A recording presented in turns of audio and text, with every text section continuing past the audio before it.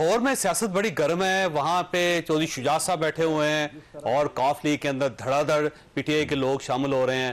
پھر وہاں پہ آصف علی زرداری صاحب ہیں، انہوں نے اپنے سارے گیٹ کھولے ہوئے ہیں. پھر جہانگیر ترین صاحب اپنی پارٹی اناؤنس کرنے لگے ہیں اور ان کے پاس بھی 55 لوگ ہیں، اور جب وہ پریس کانفرنس کریں گے کل یا پرسوں تو 55 ایم این ایز اور ایم پی ایز ان کے ساتھ ہوں گے. وہ ہے.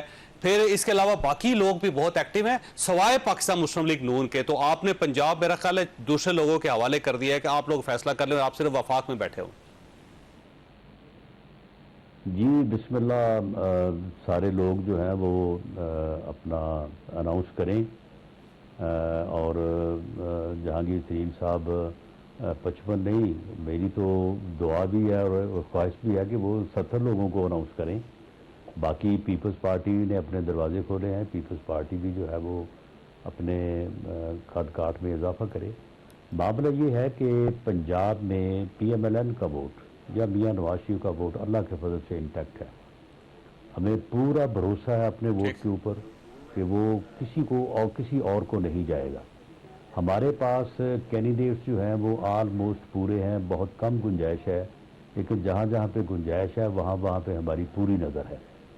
اور یہ کوئی میں ویسے ہی بات نہیں کر رہا. ہم نے پچھلے دنوں میڈم مریم نواز صاحبہ جن کو پارٹی نے چیف آرگنائزر مقرر کیا ہے، ہم نے تمام ڈویژنز میں جو ہے وہ جا کے موقع کے اوپر جو ہے وہ لوگوں سے ڈسکس کیا ہے اور ساری بات کی ہے، اور ہمیں یہ جو ہے وہ آن گراؤنڈ صورتحال کا معلوم ہے. تو ہمارا ووٹ تو انٹیکٹ ہے، ہمارے پاس کینڈیڈیٹ موجود ہیں. ہمارا مخالف ووٹ ایک ہی تھا اور وہ تھا پی ٹی آئی کا. اور اب P T I led by Imran Khan جو ہے وہ اب 3 حصوں میں تقسیم ہو جائے تب بھی ہمیں فائدہ ہے، 2 میں ہو جائے تب بھی فائدہ ہے، 4 میں ہو جائے تو اور بہتری ہے. تو ہماری یعنی اسیسمنٹ کے مطابق وہ 4 حصوں میں تقسیم ہو رہی ہے.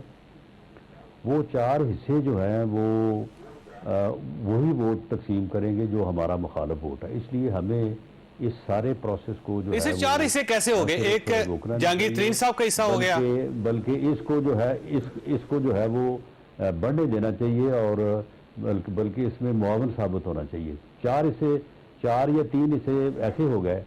ایک حصہ تو جائے گا پیپلز پارٹی میں اور جا رہا ہے، ایک حصہ جو ہے وہ ترین صاحب کے ساتھ جائے گا اور وہ جا رہا ہے، اور ایک حصہ جو ہے وہ پی ٹی آئی جو اوریجنل اب رہے گی. اس 9 مئی کے واقعات میں جو انہوں نے کیا ہے اس میں اپنی سزا جزا کے دوران یا اس کے بعد جو بچے گی، جس صورت میں بھی بچے گی، ایک حصہ اس کے پاس بھی ضرور رہے گا.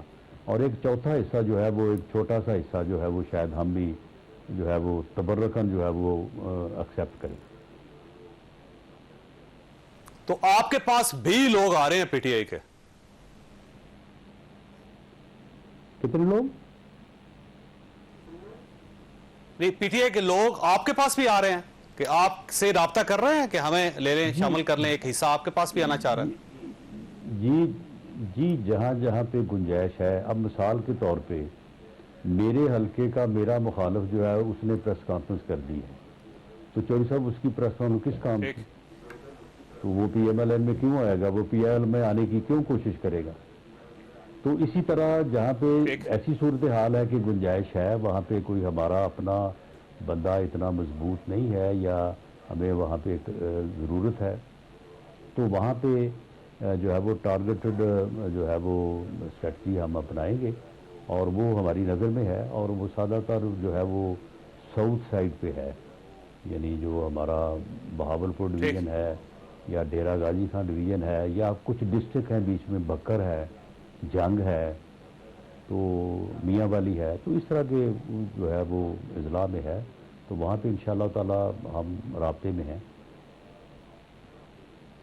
تو اس کا مطلب یہ ہوا کہ جو پی ٹی آئی کے اوپر پابندی کا خیال تھا کہ اس کے اوپر پابندی لگ جائے گی، تو اب وہ گورنمنٹ نے فیصلہ کیا ہے کہ پابندی نہیں لگا رہے، کیونکہ پہلے ہی اس کے حصے اتنے ہو چکے ہیں، وہ تقسیم ہو رہے ہیں، تو آپ کو ظاہر ڈینٹ تو ڈالیں گے نہیں، آپ کو نقصان نہیں پہنچائیں گے. تو اب آپ نے سوچا کہ پی ٹی آئی کو اسی طرح رہنے دیں، اس کے اوپر پابندی نہیں لگنی چاہیے؟ نہیں، میرا خیال ہے کہ سیاسی جماعتوں پہ پابندی لگنی بھی نہیں چاہیے، اور جو پابندی اس سے پہلے لگتی رہی ہے اس کے کوئی رزلٹس نہیں آئے. وہ یعنی جو ہے وہ نام تھوڑا سا بدل کے عوامی نیشنل پارٹی سے نیشنل عوامی پارٹی بن کے، تو وہ تو کوئی اس کا جو ہے وہ رزلٹ نہیں ہوتا۔ البتہ جو لوگ 9 مئی تو کے رانا صاحب، واقعات پابندی کے میں بغیر ہی جب ملوث آپ کا کام چل رہا ہے تو آپ پابندی لگانے کا میرا خیال ہے آپ کو فائدہ ہی کوئی نہیں، 4 تو حصے تک ہو گئے ہیں اب پارٹی کے۔ میرا خیال ہے کہ پابندی سیاسی جماعتوں پہ لگانے کا عمل کوئی اتنا اچھا عمل نہیں ہے۔ جن لوگوں نے 9 مئی کے واقعات میں جو سرکشی کی ہے ریاست کے خلاف، بغاوت کے مرتکب ہوئے ہیں، ان لوگوں کو جو ہے سزا جزا کے عمل سے گزارنا چاہیے۔ باقی پارٹیوں پہ سیاسی جماعتوں پہ پابندی لگانا کوئی میرا نہیں خیال کہ کوئی مناسب عمل ہے۔ یہ فرمائیے سے یہ یاسمین راشد صاحبہ کو کیوں گرفتار کرنا چاہتے ہیں آپ، جب عدالتیں ان کو رہا کر رہی ہیں اور پھر اس کے علاوہ 2 سینیٹرز بھی ہیں، آپ چاہ رہے ہیں کہ یہ 3 لوگ تو ہر صورت ان کو، اعجاز چودھری صاحب جو ہیں وہ ہیں، میاں رشید صاحب ہیں، آپ ان کے بارے میں، یاسمین راشد صاحبہ کے بارے میں آپ چاہتے ہیں کہ لاہور میں 3 لوگوں کو تو ہر صورت سزا ملنی چاہیے، تو گورنمنٹ کیوں کمیٹڈ ہے ان کے خلاف؟ ان کے خلاف ناقابل تردید شواہد موجود ہیں کہ وہ 9 مئی کے واقعات میں ملوث ہیں، اور یاسمین راشد صاحبہ جو ہے وہ وہاں پہ اکٹھے کر کے لوگوں کو لے کے گئی ہیں۔ اس بات کی ان کی اپنی آڈیو ویڈیو موجود ہے، کوئی ہم نے کوئی ایویڈنس کریٹ نہیں کی۔ تو اس لیے اگر عدالتوں سے لوگوں کو جو ہے وہ ایسے ریلیف ملیں جن کا کوئی تاریخی حوالہ بھی نہ ہو، کبھی تاریخ میں ایسا نہ ہوا، ایسے واقعات ہوئے ہیں، عدالتوں کے سائڈ پہ ایسے 100 موٹو نوٹس دیے گئے ہیں، ایسے فیصلے ہوئے ہیں، اور پھر وہ سن ان لا اور مدر ان لا اور بیٹوں کے جو قصے جو ہے وہ زبان زد عام ہے، اور کوئی سنوائی نہیں ہے، کوئی ریفرنس سننے کو تیار نہیں ہے۔